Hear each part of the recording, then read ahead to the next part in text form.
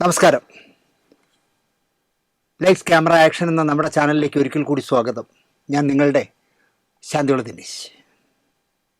ഒരു ജനാധിപത്യ നാട്ടിൽ ഏറ്റവും നല്ല ഭരണം എന്ന് ഞാൻ വിശ്വസിക്കുന്നത് പൊതുജനത്തിന് ഭീതി കൂടാതെ നടക്കാനും സമാധാനത്തോടെ ജീവിക്കാനും കഴിയുന്ന നിയമ സംവിധാനമുള്ളതിനെയാണ് ഞാൻ വിലമതിക്കുന്നത്. നല്ല ഭരണം എന്ന് പറയുന്നത് നീതിയുക്തമല്ലാതെ ഒരു നിയമപാലകൻ പെരുമാറിയാൽ അതിനെ ചോദ്യം ചെയ്യാൻ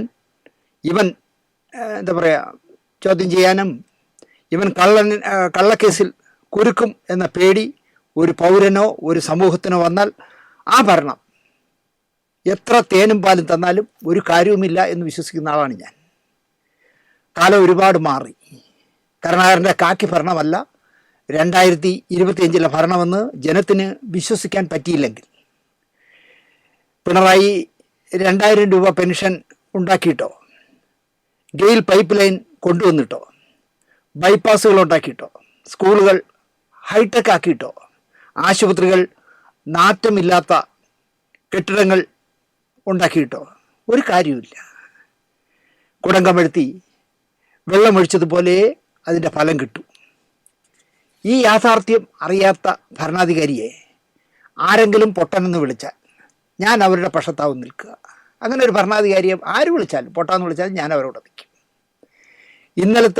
ഇന്നത്തെയും വാർത്തകൾ കേട്ടില്ലേ? കൊച്ചിയിൽ ഒരു CI പരാതിക്കാരിയുടെ അരയിൽ അടിക്കുക, മുടിയിൽ കുത്തിപ്പിടിക്കുക, നിന്റെ രഹസ്യഭാഗത്ത് മുളക് തേക്കും എന്ന് ഭീഷണിപ്പെടുത്തുക, മുളക് അരച്ച് തേക്കും എന്ന് ഭീഷണിപ്പെടുത്തുക. അപ്പോൾ അടിയന്തരാവസ്ഥയേക്കാൾ കാക്കിധാരികളെ അഴിഞ്ഞാടാൻ വിടുന്നു എന്നല്ലേ നമ്മൾ ധരിക്കേണ്ടത്? ഈ വാർത്ത 2 ദിവസമായി ഉയർന്നു വന്നിട്ട് നമ്മുടെ മുഖ്യൻ ശ്രീനിവാസന് ആദരാഞ്ജലി അർപ്പിക്കാൻ കൊച്ചിയിലുണ്ട്. പാർട്ടി സെക്രട്ടറി ഗോവിന്ദ മാഷും കൊച്ചിയിലുണ്ട്. ഒരു പുല്ലും കേട്ടതായി 2 പേരും കാണിക്കുന്നതേയില്ല. കരുണാകരൻ്റെ പോലീസുമായി എന്താ വ്യത്യാസം? കരുണാകരൻ്റെ കാലത്ത് നിക്കറായിരുന്നു, ഇപ്പോൾ പാൻസാണ്. ആ വ്യത്യാസമേ ഉള്ളൂ എന്ന് നമുക്ക് പറയേണ്ടി വരും. കരുണാകരൻ ഭരിക്കുമ്പോൾ കരിങ്കാലി പോലീസ് എന്ന് നമ്മൾ വിളിക്കും. ആര്? കമ്മ്യൂണിസ്റ്റുകാർ. നമ്മൾ ഭരിക്കുമ്പോൾ പോലീസ് അവരുടെ കൃത്യനിർവഹണം നടത്തുന്ന മിടുക്കന്മാർ എന്ന് നാഴികയ്ക്ക് 40 വട്ടം പറയും. സർവീസ് കഴിഞ്ഞിറങ്ങിയ വേന്ദ്രന്മാർക്ക് വേന്ദ്രത്തിയേൽക്കും. വീണ്ടും പൂന്തി വിളയാടാൻ ഓരോ പോസ്റ്റുകൾ നൽകി ഇരുത്തും. ഉദ്ദിഷ്ടകാര്യത്തിന് ഉപകാര സ്മരണ എന്ന് പറയും പോലെ. സർവീസ് കാലത്ത് കൃത്യമായി തങ്ങളുടെ ജോലി ചെയ്ത ഇഷരാജ് സിംഗ് ആയാലും ശരി, ഷീലേഖ ആയാലും ശരി, സെൻകുമാർ ആയാലും ശരി, ഒന്നിനും ഒരു പോസ്റ്റ് നൽകില്ല. അവർ നേരെ പോയി BJPയിൽ ചേക്കേറി. നിങ്ങളെന്നെ കമ്മ്യൂണിസ്റ്റാക്കി എന്ന് പറയും പോലെ പലരെയും നമ്മളാണ് BJP ആക്കുന്നത്. നായനാരുടെ കാലം മുതൽ ഗുഡ് സർട്ടിഫിക്കറ്റ് കിട്ടാത്ത ഒരു മഹതിയുടെ മോശം ചെയ്തികളാണല്ലോ നടിയെ ആക്രമിച്ച കേസ് ഒരുത്തൻ്റെ തലയിൽ കെട്ടിവെക്കാൻ ഈ പെമ്പ്രനാർ കാണിച്ച കളിയാണല്ലോ ഇപ്പോൾ കേരളം പ്രധാനമായും ചർച്ച ചെയ്യുന്നത്. എന്നെ ഈ കാക്കിയിട്ട പെമ്പ്രനാർ തെറ്റിദ്ധരിപ്പിച്ചു. അവർക്ക് ദിലീപിനെ പിടിച്ച് അകത്തിട്ടാൽ മതിയായിരുന്നു, അതിന് എല്ലാ തെളിവുകളും എൻ്റെ കൈവശമുണ്ടെന്ന് പറഞ്ഞ് എന്നെ തെറ്റിദ്ധരിപ്പിച്ചതാണ് എന്ന് നമ്മുടെ ധൈര്യശാലിയായ മുഖ്യൻ തുറന്നു പറഞ്ഞിരുന്നെങ്കിൽ അദ്ദേഹത്തിൻ്റെ മാർക്കറ്റ് വാല്യൂ കൂടിയനെ എന്ന് വിശ്വസിക്കുന്ന ആളാണ് ഞാൻ. പകരം യോദ്ധയിൽ ഒടുവിൽ പറഞ്ഞ കണക്ക് തോറ്റ് തൊപ്പിയിട്ട് വന്നപ്പോൾ അപ്പീല് പോകും എന്നല്ലേ 58 ഇഞ്ച് പറയുന്നത്. ആരെ വെള്ളപൂശാനാണ് അദ്ദേഹം ഇങ്ങനെ നാഴിക്ക് 40 വട്ടം പറയുന്നതെന്ന് എനിക്കറിയില്ല. തൃശ്ശൂരിലുള്ള ഒരു പെമ്പർമാർ കുറച്ച് ലക്ഷങ്ങൾ കടം വാങ്ങിയിട്ട് കടം കൊടുത്തവൻ തിരിച്ചു ചോദിക്കാൻ ചെന്നപ്പോൾ കള്ളപീഡന കഥ ഉണ്ടാക്കിയുള്ള കൂട്ടിക്കൊണ്ടുവന്ന് പത്രസമ്മേളനവും മുഖ്യമന്ത്രിയെ കാണലും ഒക്കെ നടത്തി ആദ്യ പിണറായി മന്ത്രിസഭയെ നാറ്റിയ ശബ്ദ കച്ചവടക്കാരിയെ VVIPകളെ വിളിച്ച് ക്രിസ്മസ് ഡിന്നർ നടത്തിയ മുഖ്യൻ ഈ പെണ്ണും പിള്ളയും കൂടെ വിളിച്ച് അവിടെ ഇരുത്തുന്നത് കാണുമ്പോൾ ആരുടെ വിലയാ പോണേ? ഞാനതാണ് ചോദിക്കുന്നത്. ഒരു കമ്മ്യൂണിസ്റ്റ് വിരുദ്ധനായ ചാനൽ ചർച്ചക്കാരനെ പബ്ലിക് പ്രോസിക്യൂട്ടറാക്കി വച്ചാൽ ഈ മുഖ്യമന്ത്രി നൽകുന്ന സന്ദേശം എന്താണെന്ന് ചോദിക്കാൻ CPMൻ്റെ സംസ്ഥാന കമ്മിറ്റിയിൽ ആണൊരുത്തനും ഇല്ല എന്നുള്ളതാണ് ഇപ്പോഴത്തെ പ്രശ്നം. ഒരുത്തനും ചോദിക്കില്ല, നിങ്ങൾ എന്താ ചെയ്തേ? കമ്മ്യൂണിസ്റ്റുകാരനല്ലാത്ത കമ്മ്യൂണിസ്റ്റ് വിരുദ്ധനായ ഒരുത്തനെ പബ്ലിക് പ്രോസിക്യൂട്ടറാക്കിയത് എന്തർത്ഥത്തിൽ എന്ന് ചോദിക്കണ്ടേ? ചോദിക്കില്ല. സ്വന്തം സ്ഥാനം ഉറപ്പിക്കാൻ റാൻ മൂളുന്ന വൻപന്മാരെ ഞാനൊരിക്കലും കമ്മ്യൂണിസ്റ്റ് എന്ന് പറയില്ല. ചുരുങ്ങിയ പക്ഷം ഈ ശബ്ദ കച്ചവടക്കാരിയോടെങ്കിലും എന്താ പറയുക, മേലാൽ ഞാൻ ഉള്ളിടത്ത് വരാൻ പാടില്ല എന്ന് പറയാൻ കഴിയാത്ത ഇരട്ട ചങ്കനായിപ്പോയി നമ്മുടെ അധികാരി അല്ലെങ്കിൽ നമ്മുടെ മുഖ്യമന്ത്രി എന്ന് ഞാൻ പറയും. അതിന് കുടപിടിക്കാൻ കുറേ സംസ്ഥാന കമ്മിറ്റിക്കാരും സുപ്രീം കോടതി വരെ പോയി തോറ്റ് തൊപ്പിയിട്ട് വരും വരെ എൻ്റെ പ്രിയപ്പെട്ട സഖാവ് ജീവിച്ചിരിക്കുമെങ്കിൽ അന്നെങ്കിലും സഖാവ് പറയണം, എന്നെ കാക്കിയിട്ട് വന്ന് ഒരുത്തി പറ്റിച്ചതാണ്, എനിക്ക് തെറ്റുപറ്റിയെന്ന്. അപ്പോൾ താങ്കൾ ഉത്തമ കമ്മ്യൂണിസ്റ്റ് ആകും എന്നാണ് ഞാൻ വിശ്വസിക്കുന്നത്. കുറേ ഞരമ്പന്മാർ താങ്കളുടെ തണലിൽ അധികാര സ്ഥാനങ്ങളിൽ വിരാജിക്കുന്നു. എന്നെപ്പോലെയുള്ള കമ്മ്യൂണിസ്റ്റായി ജീവിക്കണമെന്ന് അനാവശ്യമായി വാശി പിടിക്കുന്നവൻ്റെ പേരിൽ പോക്സോ കേസെടുക്കുന്ന കാക്കിയിട്ടവന്മാരെ പോറ്റി താങ്കൾ എങ്ങനെ ഈ പാർട്ടിയെ വളർത്തും എന്നാണ് ഞാൻ ചോദിക്കുന്നത്. പോകാനൊരു പാർട്ടി ഇല്ലാത്തതുകൊണ്ടാണ് ഞാൻ പോകാത്തത്. എനിക്ക് പറ്റിയ വേറൊരു പാർട്ടിയില്ല, അതുകൊണ്ടാണ് പോകാത്തത്. സംസ്ഥാന കമ്മിറ്റിയിലെ പകുതിയിലേറെ പേർ എങ്കിലും ഉത്തമ കമ്മ്യൂണിസ്റ്റാണെന്ന വിശ്വാസം എനിക്കില്ല. കാശുണ്ടാക്കലും പെണ്ണുപിടിയും കമ്മീഷൻ ഏജന്റുമാരും സ്തുതിപാഠകരുമല്ലേ താങ്കളുടെ ചുറ്റും. അത് അങ്ങ് ചിന്തിക്കണം എന്നാണ് ഞാൻ പറയുന്നത്. ഒരുപാട് രക്തമൊഴുക്കി താങ്കളടക്കം ഒരുപാട് പേര് അടികൊണ്ടൊക്കെ ഉണ്ടാക്കിയ ഒരു പാർട്ടിയുടെ ഇന്നത്തെ അവസ്ഥയാണ് ഞാൻ പറയുന്നത്. സ്തുതിപാഠകന്മാരാണ് താങ്കളെ തെറ്റിക്കുന്നതെന്ന് ഞാൻ പറയും. അതുപോലെ കുട്ടി സഖാക്കന്മാർ വരെ കാശുണ്ടാക്കലും പെണ്ണുപിടിയും കമ്മീഷൻ ഏജന്റുമാരും ഒക്കെയാണ്. ഈ പാർട്ടി എവിടെ കൊണ്ടെത്തിക്കും? ബംഗാളാക്കുമോ എന്ന് എനിക്കറിയില്ല, ത്രിപുരയാക്കുമോ എന്നും എനിക്കറിയില്ല.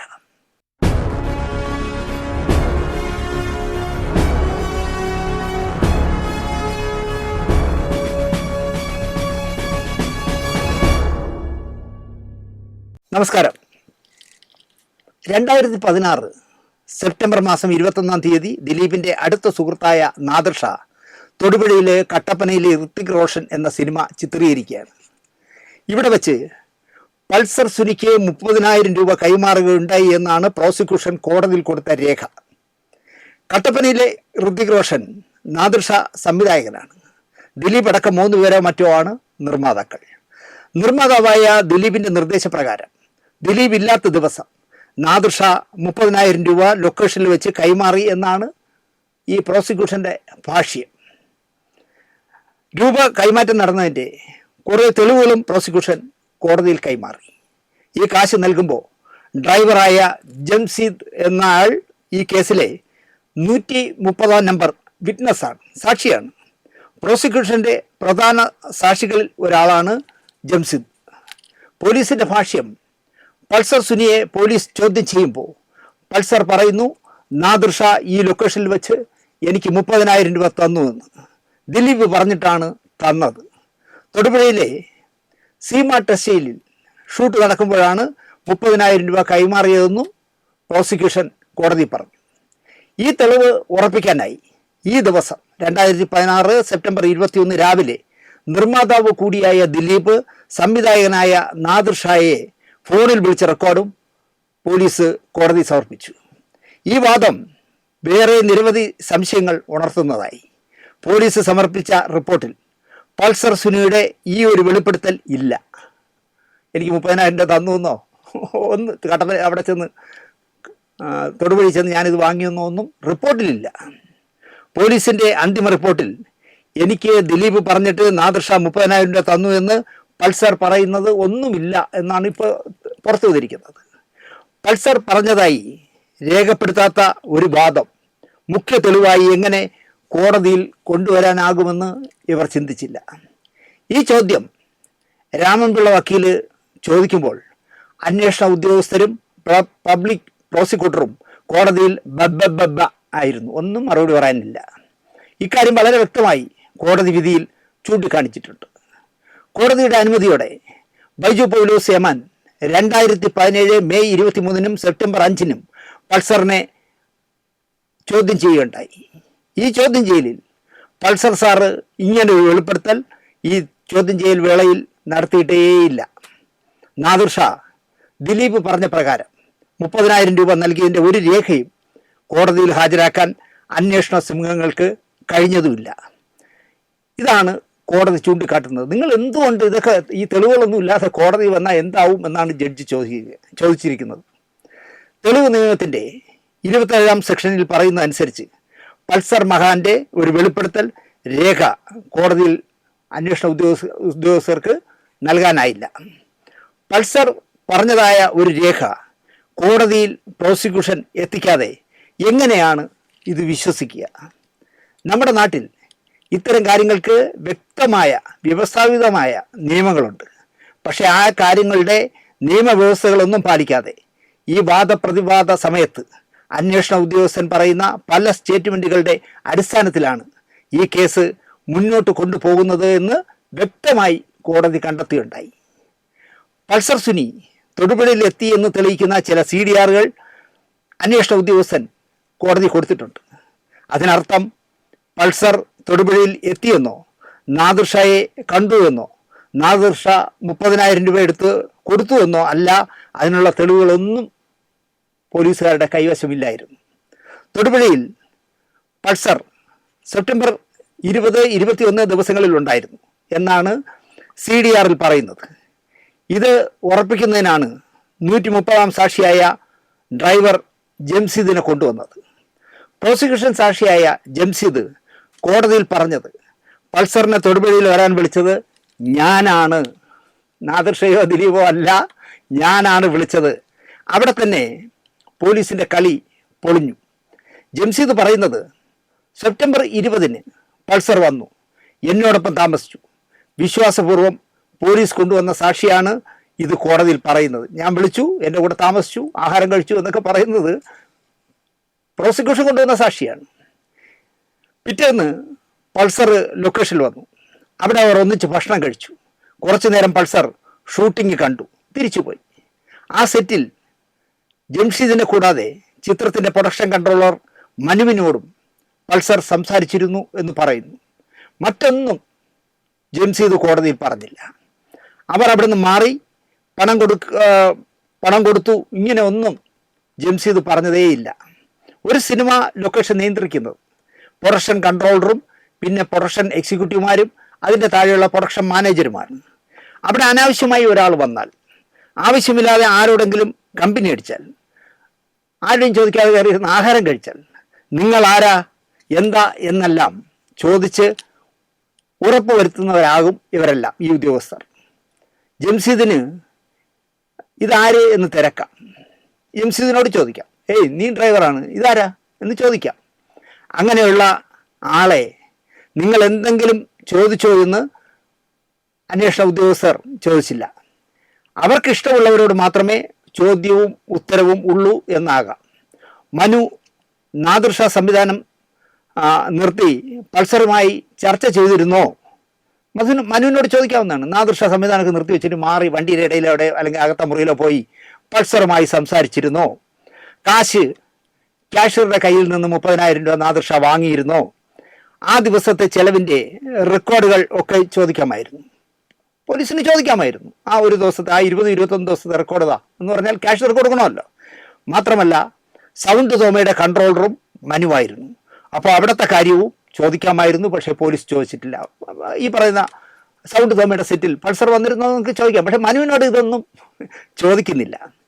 സീമ ടെക്സ്റ്റൈലിൽ ചിത്രീകരണം നടക്കുമ്പോൾ അവിടുന്ന് 2 ടവലുകൾ പൾസർ വാങ്ങുകയും ഒരെണ്ണം മുഖം പാതി മറയ്ക്കുന്ന രീതിയിൽ കെട്ടുകയും ഒരെണ്ണം ജംഷീദിന് നൽകിയെന്നും പോലീസ് പറയുന്നു. എന്നിട്ടും മനുവിനോടൊന്നും ചോദിച്ചില്ല. ഈ പടത്തിൽ ജോലി ചെയ്യാത്ത ഒരാൾ എന്തിന് ഒരു രാത്രി ഇവിടെ തങ്ങി എന്നും ജംഷീദിനോട് ചോദിച്ചില്ല. കഥയിൽ ചോദ്യമില്ല എന്നായിരിക്കും പോലീസ് വിചാരിച്ചത്. എന്തിനാണ് ഇയാളെ ഷൂട്ട് സ്ഥലത്ത് ക്ഷണിച്ചു വരുത്തിയെന്ന അന്വേഷണവും ഉണ്ടായില്ല. മനുവിനെ കോടതിയിൽ വരുത്തിയതേയില്ല.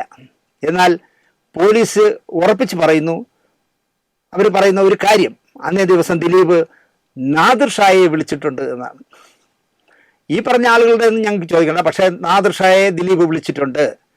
ദിലീപിൻ്റെ നിർദ്ദേശപ്രകാരം അന്നേ ദിവസം പൾസർ ലൊക്കേഷനിലെത്തുന്നു. നാദിർ ഷായെ ദിലീപ് വിളിച്ച് 30,000 കൊടുക്കാൻ കൊടുക്കുന്നു. പൾസറും നാദിർ ഷായും ലൊക്കേഷനിൽ വെച്ച് കണ്ടതിനോ സംസാരിച്ചതിനോ 30,000 രൂപ കൊടുത്തതിനോ ഒരൊറ്റ വിറ്റ്നസ് ഇല്ല. 35 വർഷമായി നാദിർ ഷായും ദിലീപും ഇണപിരിയാത്ത ചങ്ങാതിമാരാണ്. ഇന്ത്യയിലും വിദേശത്തുമായി ഒരുപാട് സ്റ്റേജ് ഷോകൾ ഇവർ നടത്തിയിട്ടുണ്ട്. സിനിമകളിൽ ഒന്നിച്ച് സഹകരിച്ചിട്ടുണ്ട്. ആത്മാർത്ഥമായ സുഹൃത്തുക്കളാണ്. കാസറ്റ് കച്ചവടം അടക്കം പല ബിസിനസ്സുകളും അവർ രണ്ടുപേരും ചേർന്ന് ചെയ്തിട്ടുണ്ട്. ഉറ്റ മിത്രങ്ങളുമാണ്. മിമിക്രിയിൽ ഒരവസരം ചോദിച്ച് ദിലീപ് നാദിർഷായെ കാണുന്നിടത്ത് നിന്ന് തുടങ്ങിയ ആത്മബന്ധമാണിത്. ചിത്രീകരണം നടക്കുന്ന ഒരു സിനിമയുടെ നിർമ്മാതാവും സംവിധായകനുമാവുമ്പോൾ നിരവധി കാര്യങ്ങൾ വിളിച്ചു ചോദിച്ചിരിക്കാം. പ്രൊഡ്യൂസർ എന്ന നിലയ്ക്ക് ചിത്രത്തിൻ്റെ സംവിധായകനെ വിളിച്ച് അല്ലേ ചോദിക്കേണ്ടത്? കാശിൻ്റെ കാര്യങ്ങൾ സംസാരിക്കാനാണോ? അവിടെ കൺട്രോളറും ക്യാഷ്യറും ഒക്കെ കാണുമെന്നോ ഒന്നും ഈ അന്വേഷണ ഏമാന്മാർക്ക് അറിയില്ല. ദിലീപ് ചിലപ്പോൾ വിളിച്ച് ചോദിക്കുന്നത് ഇന്ന് എത്ര സീൻ, ഒരു സീൻ കഴിഞ്ഞോ, ഏത് ആർട്ടിസ്റ്റാണ് വരാത്തത് എന്നൊക്കെ ഉള്ള, നാളെ എവിടെ ലൊക്കേഷൻ എന്നൊക്കെ ചോദിക്കാം. എന്നാൽ ക്യാഷ് കൈകാര്യം ചെയ്യുന്ന അതിൽ ചുമതലയുള്ള കൺട്രോളറോടോ ക്യാഷ്യറോടോ ഒരു ചോദ്യവും പോലീസ് ചോദിച്ചില്ല. എന്തുകൊണ്ടാവാം മനുവിനെ വാദിക്കാൻ വൈമനസ്യം കാണിച്ചത്? മനുവിനെ കൂട്ടിക്കയറ്റിയാൽ നിങ്ങൾക്ക് പറയാനാകുമെന്ന് ബുദ്ധി രാക്ഷസന്മാരായ അന്വേഷണ ഉദ്യോഗസ്ഥർക്ക് തോന്നിയിരിക്കാമെന്ന് കോടതി വ്യക്തമായി പറയുന്നുണ്ട്. കാരണം അത് മനുവിനെ കൂട്ടിൽ കയറ്റിയാൽ അത് ചിലപ്പം ഇവർക്ക് പാരയാകാനാണ് സാധ്യത. പൾസർ സുനിക്ക് 181 സാക്ഷിയെ വിസ്തരിച്ചാൽ അവിടെ ആർക്ക് കാശ് നൽകിയാലും കൺട്രോളർ അറിയണം എന്നിരിക്കെ മനുവിനെ കോടതിയിൽ എത്തിക്കുന്നത് തങ്ങൾക്ക് പാരയാകാമെന്ന് ഉറപ്പായും അന്വേഷണ ഏമാന്മാർ ചിന്തിച്ചിരിക്കാം. രസകരമായ മറ്റൊരു കാര്യം, പൾസർ സുനിക്ക് 181 സാക്ഷി നാദിർഷ 30,000 രൂപ കൊടുത്തു എന്നൊരു പരാമർശമേ അന്തിമ റിപ്പോർട്ടിൽ പോലീസ് ചേർത്തിട്ടില്ല. അത് പറഞ്ഞിട്ടില്ല.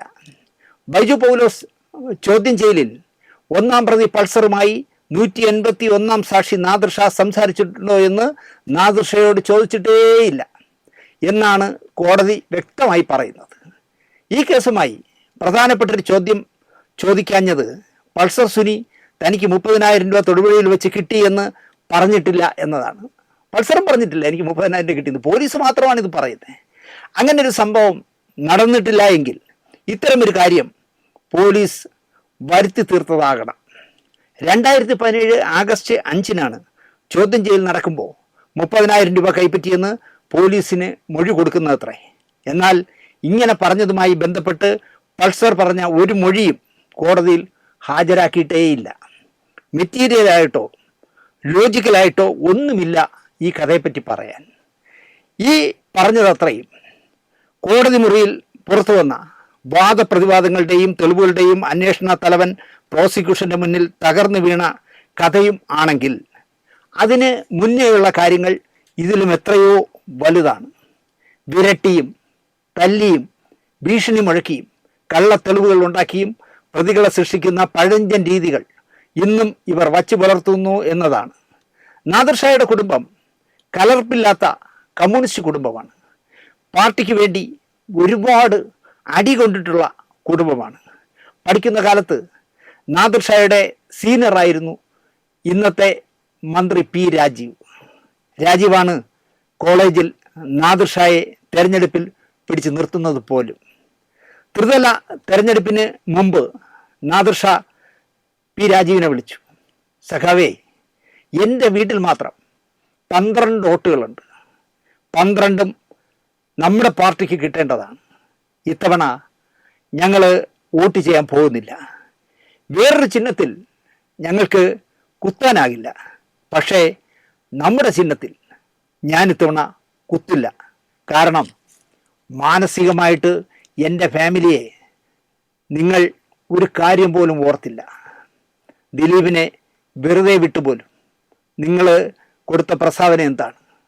ഞങ്ങൾ അതിജീവിതയോടൊപ്പം എന്നാണല്ലോ ഈ മന്ത്രിസഭയിലെ മന്ത്രിമാരെല്ലാം രാഖി രാമാനം പറഞ്ഞുകൊണ്ടിരിക്കുന്നത്. ദിലീപിനെ കോടതി കുറ്റവാളിയല്ല എന്ന് പറഞ്ഞു വിട്ടിട്ട് പോലും ദിലീപിൻ്റെ മേലിൽ ചാരാനാണല്ലോ ഈ മന്ത്രിസഭയിലെ മന്ത്രിമാരെല്ലാം ശ്രമിക്കുന്നത്. ഞങ്ങൾ കോടതിയോടൊപ്പം എന്ന് പറയാമായിരുന്നു. സജി ചെറിയാനും നാദിർഷ ഒരു മെസ്സേജ് അയച്ചു. ഞാൻ ഈ പാർട്ടി പ്രവർത്തകനായി നടക്കുന്നു.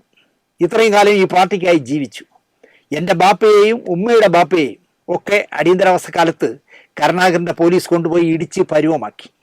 നാദിർഷയുടെ 16-ാം വയസ്സിലാണ് ബാപ്പ മരിച്ചത്. അടിയന്തരാവസ്ഥ കാലത്ത് പോലീസ് കൊണ്ടുപോയി ഇടിച്ച് നശിപ്പിച്ചതിനാലാണ് അകാലത്തിൽ എൻ്റെ ബാപ്പ മരിച്ചത്. എനിക്ക് ഇതെല്ലാം മനസ്സിൽ മായാതെ കിടക്കുന്നതിനാൽ കോൺഗ്രസ് പാർട്ടിക്ക് ഞാൻ വോട്ട് ചെയ്യില്ല. പക്ഷേ നമ്മുടെ ചിഹ്നത്തിലും ഞാൻ വോട്ട് ചെയ്യില്ല. എൻ്റെ വീട്ടിലെ 12 വോട്ടുകളും ചെയ്യില്ല എന്ന് ഇവർക്കെല്ലാം നാദിർ ഷാ മെസ്സേജ് ചെയ്തു. അത്രയും മാനസികമായി ഞങ്ങൾ തകർന്ന് തരിപ്പണമായതിനാലാണ് വോട്ട് ചെയ്യാൻ പോകാത്തതെന്നും ഇവർ ഈ കേസിൽ ഞങ്ങളെ സപ്പോർട്ട് ചെയ്യണ്ട, ആര് ഭരിക്കുന്ന മന്ത്രിമാരാരും സപ്പോർട്ട് ചെയ്യണ്ട, ഇവർ എന്തിനാണ് ഇങ്ങനെ ദ്രോഹിക്കുന്നത് എന്നാണ് നാദിർ ഷാ ചോദിക്കുന്നത്. ഒരു മറുപടിയും പി രാജുവിൽ നിന്നുണ്ടായില്ല. പറയാനൊന്നുമില്ല എന്നതാണ് സത്യം. കാരണം മുഖ്യൻ പിന്തുണ പ്രഖ്യാപിച്ച പിന്നെ കൂടെ നടക്കാനല്ലേ പറ്റൂ. അതിനിടയ്ക്ക് കയറി നാദിർ ഷാ എന്ത് ചെയ്യാൻ? നാദിർ ഷാ നമ്മളെ മുഖ്യമന്ത്രി അതിജീവിതകൾക്ക് വേണ്ടിയല്ലേ ജീവിതം സമർപ്പിച്ചിരിക്കുന്നത്. അദ്ദേഹം ഇതുപോലുള്ള കള്ളക്കേസുകൾ എടുക്കുന്ന പോലീസ് ഉദ്യോഗസ്ഥയെ വലിയ വലിയ പോസ്റ്റുകളിൽ റിട്ടയർ ആയാലും ഇരുത്തും. അപ്പോൾ പിന്നെ ഞങ്ങൾക്ക് അദ്ദേഹത്തെ പിന്തുണച്ചാലല്ലേ ഈ കസേരി ഇരിക്കാൻ പറ്റുമെന്നായിരിക്കും രാജീവ് വിചാരിച്ചത്. അതുകൊണ്ട് രാജീവ് ഒരക്ഷരം മിണ്ടിയില്ല. 5 നേരം നിസ്കരിക്കുന്ന ആളാണ് നാദിർ ഷായുടെ ഭാര്യ. അന്വേഷണ തലപ്പത്തെ സ്ത്രീരത്നം നാദിർ ഷായെ ചോദ്യം ചെയ്യുമ്പോഴൊരു രഹസ്യം പുറത്തിട്ടു. നാദിർ ഷായുടെ ഭാര്യ നടിയുടെ വീഡിയോ കണ്ടിട്ടുണ്ട്. അങ്ങനെ ഒരു വാർത്ത ഞങ്ങൾക്ക് കിട്ടിയിട്ടുണ്ട്. ഇവിടെ വണ്ടാനം മെഡിക്കൽ കോളേജിൽ കണ്ടു, അവിടെ കണ്ടു, ഇവിടെ കണ്ടു എന്നൊക്കെ പറഞ്ഞിട്ട് ചാനൽ ചർച്ചയിൽ വന്നിരുന്നു പറഞ്ഞ കൊട്ടാരക്കര വിക്രമനെ മാഡം എന്താ ചെയ്തേ? പക്ഷേ ജീവിതത്തിൽ സത്യസന്ധതയോടെ ജീവിക്കുന്ന ദൈവഭയമുള്ള കമ്മ്യൂണിസ്റ്റുകാരിയായ നാദിർ ഷായുടെ ഭാര്യ നടിയെ ആക്രമിക്കുന്ന വീഡിയോ വീട്ടിലിട്ട് കണ്ടിട്ടുണ്ട് അത്രേ. അപ്പം കേട്ടു, നാദിർ ഷാ കേട്ടു, എവിടുന്ന് കിട്ടി വാർത്ത എന്ന് കേട്ടു. വാഴക്കാലയിലുള്ള ഒരു പോലീസുകാരി എന്നെ വിളിച്ചറിയിച്ചു. ഒരിക്കലും നടക്കാത്ത കാര്യം എന്ന് നാദിർ ഷാ പറഞ്ഞു. അല്ല, അതൊന്ന് ഞങ്ങൾക്ക് അന്വേഷിക്കണം. നിങ്ങളുടെ ഭാര്യയെ ചോദ്യം ചെയ്യേണ്ടി വരും. ഭാര്യയെ ചോദ്യം ചെയ്തോളൂ. പക്ഷേ ഒരു കാര്യമുണ്ട്, നാദിർ ഷാ അറസ്റ്റിൽ എന്നൊരു വാർത്ത ടി വിക്കാർക്ക് നിങ്ങൾ പറഞ്ഞു കൊടുത്തു. അത് ചാനലിൽ സ്ക്രോളിംഗ് ആയി പോകുന്നത് കണ്ട് എൻ്റെ ഭാര്യ ബോധം കെട്ട് വീണു. ഞാനവളെ റിനെ മെഡിസിറ്റി ആശുപത്രിയിൽ എടുത്തുകൊണ്ട് പോയി. സ്ട്രെച്ചറിൽ കിടത്തി ഞാനവളെ തള്ളിക്കൊണ്ട് പോകുമ്പോൾ ആശുപത്രി ചുമരിലെ ടി വിയിൽ നാദിർ ഷാ അറസ്റ്റിൽ എന്ന സ്ക്രോളിംഗ് പോകുന്നത് ഞാനും വായിച്ചു. ആളുകളൊക്കെ അപ്പോൾ ട്രോള് തള്ളുന്ന നാദിർ ഷായെ നോക്കുകയായിരുന്നു അതിശയത്തോടെ. കാരണം ടി വിയിൽ നാദിർ ഷായെ അറസ്റ്റ് ചെയ്യുന്നുള്ള ട്രോളിംഗ് പോകുന്നു. താഴെ തറയിൽ ഭാര്യയെ ഉന്തുവണ്ടിയിൽ തള്ളിക്കൊണ്ട് പോകുന്നു നാദിർ ഷാ. അപ്പോൾ കുമ്പിടിയെ പോലെ ഡബിൾ എന്ന് ഇന്നസെന്റ് പറഞ്ഞതുപോലെ ആയിരുന്നു ആൾക്കാരുടെ നോട്ടം. നിങ്ങളവളെ ചോദ്യം ചെയ്തോളൂ. ചോദ്യം ചെയ്യുന്നതിനിടയിൽ അവൾക്ക് എന്തെങ്കിലും സംഭവിച്ചാൽ പോലീസാണ് പൂർണ്ണ ഉത്തരവാദിത്വമെന്ന് എഴുതി തന്നിട്ട് ചോദ്യം ചെയ്തോളൂ എന്ന് നാദിർ ഷാ ഈ അന്വേഷണ മഹതിയോട് പറഞ്ഞു. ആ ഒറ്റ മറുപടിയിൽ പോലീസിൻ്റെ ഭാര്യയെ ചോദ്യം ചെയ്തില്ല. അവർ ഡോക്ടറോട് തിരക്കി ഇവരുടെ പ്രശ്നങ്ങൾ എങ്ങനെയുണ്ടെന്ന്. അപ്പോൾ ഡോക്ടർ പറഞ്ഞതും മാനസികമായി വളരെ തകർന്നു പോവുകയും ഹൈ BP ആവുകയും ചെയ്തതിലാണ് അവർ വീണത്. അവർക്ക് റിക്കവറി ആവാൻ 3-4 ദിവസമെങ്കിലും വേണ്ടിവരും, മാനസികമായി മൊത്തം കുളമായി എന്ന് ഡോക്ടറും സർട്ടിഫൈ ചെയ്തു. അപ്പോൾ പോലീസുകാർ ശരിക്കും ഒന്ന് വരണ്ടു. 5 എന്താ പറയുക, ഈ പറയുന്ന ഡോക്ടർ പറഞ്ഞത് നാദിർ ഷായുടെ ഭാര്യ ഇപ്പോൾ അബ്നോർമലാണ്, കാരണം അവർ അബോധാവസ്ഥയിൽ കിടന്ന് തന്നെ എന്തൊക്കെയോ സംസാരിക്കുന്നുണ്ട് എന്ന് പറഞ്ഞപ്പോൾ ഈ പോലീസ് അന്വേഷണ ഏമാമാർ ആവിയായിപ്പോയി എന്ന് പറയാം. നാദിർ ഷായെ കൊടുക്കാനായി നാദിർ ഷായുടെ അമ്മയെയും ഭാര്യയെയും ക്വസ്റ്റ്യൻ ചെയ്താൽ ദിലീപിനെതിരെ മൊഴി തരും എന്നവർ ഉറപ്പിച്ചു. നാദിർ ഷായുടെ ഭാര്യയും ഉമ്മയും ഒന്നിച്ചിരുന്ന് ഇത്തരം ഒരു മോശം വീഡിയോ കാണുമോ എന്ന് പോലും ഈ പോലീസ് ഏമാത്തി പെണ്ണായിട്ട് പോലും സ്ത്രീയായിട്ട് പോലും ആ ഉദ്യോഗസ്ഥ ചിന്തിച്ചില്ല. നാദിർ ഷായുടെ ഉമ്മയും നാദിർ ഷായുടെ ഭാര്യയും കൂടി ഇരുന്ന് ഒരു അശ്ലീല വീഡിയോ കാണുമോ എന്ന് പോലും അവർ ചിന്തിച്ചില്ല എന്നുള്ളതാണ്. കോടതിയിൽ വന്നപ്പോൾ നാദിർ ഷാ ഇക്കാര്യം ക്രോസ് വിസ്താരത്തിനിടയിൽ കോടതിയോട് വിശദമായി പറഞ്ഞു. രാമൻപിള്ള വക്കീൽ ചോദ്യം ചെയ്യുമ്പോൾ ഇത് ചെയ്തത് ദിലീപ് അല്ല എന്ന് നിങ്ങൾ വിശ്വസിക്കുന്നുണ്ടോ എന്ന് ചോദിച്ചു. എല്ലാ രഹസ്യങ്ങളും ഞങ്ങൾ പങ്കുവയ്ക്കുന്നവരാണ്. ഈ പ്രശ്നം കഴിഞ്ഞപ്പോൾ ഞങ്ങൾ 40 ദിവസം അമേരിക്കയിൽ ഷോയ്ക്കായി ഉണ്ടായിരുന്നു. ഓൺ ക്യാമറയിൽ ADGP സന്ധി അടക്കം ഉദ്യോഗസ്ഥന്മാരെല്ലാം കൂടി ചോദ്യം ചെയ്യുകയാണ് നാദിർ ഷായെ. അപ്പോൾ നാദിർ ഷാ പറഞ്ഞു, ആ അമേരിക്കൻ വാസകാലത്ത് എന്തുണ്ടെങ്കിലും ദിലീപ് എന്നോട് പറയുന്ന ആളാണ്, ഞങ്ങൾ തമ്മിൽ ഒരു രഹസ്യവുമില്ല. അപ്പോൾ അവൻ എന്നോട് പറയും, എടാ എനിക്ക് അങ്ങനെ ഒരു അബദ്ധം പറ്റിയെന്ന്. 40 ദിവസത്തിനിടയിൽ എപ്പോഴെങ്കിലും അവൻ പറഞ്ഞിരിക്കും എന്നോട് എന്നാണ് ഞാൻ വിശ്വസിക്കുന്നത്. മിക്കവാറും ദിവസങ്ങളിൽ ഉറങ്ങാൻ നേരത്ത് മാത്രമാണ് അവൻ അവൻ്റെ റൂമിലേക്ക് പോകാറ്. നാദിർ ഷാ ഒരു 10 മിനിറ്റ് പുറത്തേക്കു. ഇത്രയും പറഞ്ഞപ്പോൾ പെട്ടെന്ന് ഏമാത്തിക്ക് ഒരു ബുദ്ധി വന്നു. നാദിർ ഷാ ഒരു 10 മിനിറ്റ് പുറത്തേക്കു. അപ്പോൾ നാദിർ ഷാ പുറത്തേക്ക് പോയി. കുറച്ച് കഴിഞ്ഞപ്പോൾ അകത്തേക്ക് വീണ്ടും തിരിച്ചു വിളിച്ചു. അപ്പം തന്നെ ഈ മഹദി പറഞ്ഞത്, ഈ അന്വേഷണ ഉദ്യോഗസ്ഥ പറഞ്ഞത്, ആ ക്യാമറ എങ്ങ് ഓഫാക്കൂ എന്ന് ഓർഡർ ഇട്ടു. ക്യാമറ ഓഫ് ചെയ്തു. ക്യാമറ ഓഫായി എന്നറിഞ്ഞപ്പോൾ അവർ പറഞ്ഞത്, നാദിർ ഷാ 40 ദിവസം നിങ്ങൾ ഒന്നിച്ച് അമേരിക്കയിലുണ്ടായിരുന്നു.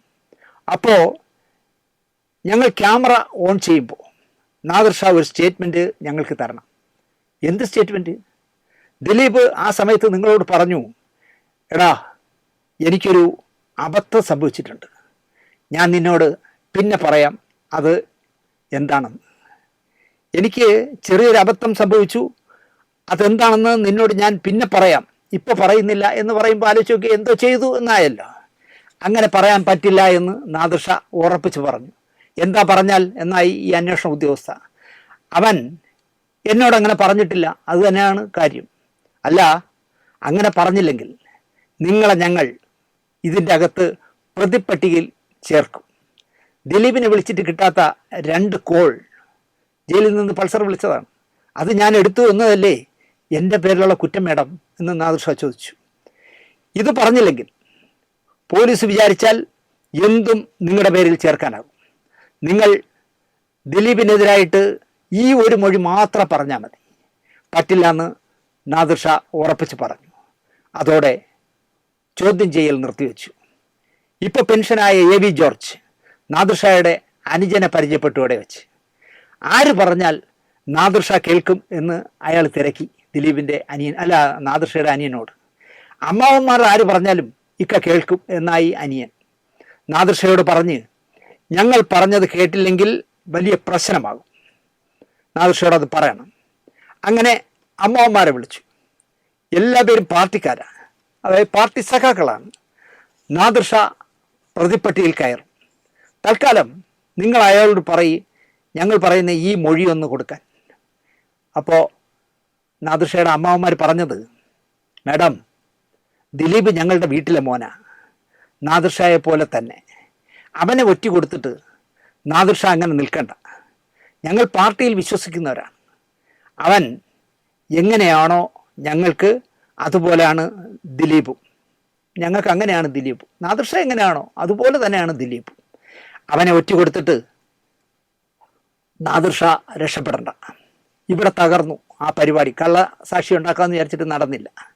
കോടതിയിൽ പ്രോസിക്യൂട്ടർ ചോദിച്ചു, ദിലീപ് ഇത് ചെയ്തില്ല എന്ന് നിങ്ങൾക്ക് എങ്ങനെ അറിയാം? മിക്കവാറും വെയിറ്റ് സ്വാമിയായിരിക്കും ചോദിച്ചേ. നാദിർ ഷാ പഴയ കഥ പറയാൻ തുടങ്ങി. പ്രോസിക്യൂട്ടർക്ക് കലി കയറി. അതേ, ഞാൻ ചോദിച്ചതിന് മാത്രം ഉത്തരം പറഞ്ഞാൽ മതി, അതല്ല നാദിർ ഷാ പറയട്ടെ എന്നായി നമ്മുടെ പ്രിയപ്പെട്ട ജഡ്ജ് ഹണിയം വർഗീസ്. എൻ്റെ വിശ്വാസം ദിലീപ് ഇത് ചെയ്യില്ല എന്ന് മാത്രമാണ്. വീണ്ടും നാദിർ ഷാ ചരിത്രം പറഞ്ഞു, അവരെങ്ങനെ പരിചയപ്പെട്ടു, എന്തായിരുന്നു ജീവിത സാഹചര്യം എന്നൊക്കെ. പോലീസ് ഇത് എന്നെ കൊണ്ട് പറയിപ്പിക്കാൻ നോക്കി എന്ന് കോടതിയുടെ മുഖത്ത് നോക്കി പറഞ്ഞു. പ്രോസിക്യൂട്ടർ വീണ്ടും ചാടാൻ തുടങ്ങി. ഈ ചോദ്യത്തിന് മാത്രം ഉത്തരം പറയൂ, അത് അത് അത് എന്നൊക്കെ പറഞ്ഞ് പ്രോസിക്യൂട്ടർ കിടന്ന് ചാടുക. നാദിർ ഷായ്ക്ക് പറയാനുള്ളത് മുഴുവൻ പറയട്ടെ എന്നായി ജഡ്ജ് ഹണിയം വർഗീസ്. ദിലീപിനെതിരെ ഇങ്ങനെ പറയണമെന്ന് പോലീസ് എന്നോട് നിർബന്ധിച്ചു എന്ന് കോടതിയോട് പറഞ്ഞു. ആരൊക്കെയാണ് പറഞ്ഞത് എന്ന് ചോദിച്ചു. ADGP സന്ധ്യ, AV ജോർജ്, പിന്നെ ദായി ഇരിക്കുന്നില്ലേ ബൈജു പോലീസ് പോലും എന്നെ നിർബന്ധിച്ചു എന്നാണ്. ബൈജു പോലീസ് അവിടെ ഇരിക്കുകയാണ് വടി പോലെ. അവിടെ ഈ കേസിൻ്റെ ഒരു ടേണിംഗ് പോയിൻ്റായി. അപ്പം ജഡ്ജിക്ക് മനസ്സിലായി കാണുമല്ലോ, കാക്കി ഇട്ടുകൊണ്ട് ഇവർ കാണിക്കുന്ന തെമ്മാടിത്തരങ്ങൾ എന്തൊക്കെയാണെന്ന് മനസ്സിലായി കാണും. ദിലീപിനായി കൂറുമാറിയവരുടെ പട്ടികയിൽ നാദിർ ഷായുടെ പേരുമുണ്ട്. അവിടെ ഈ കേസിൻ്റെ ടേണിംഗ് പോയിൻ്റായി. ദിലീപിനായി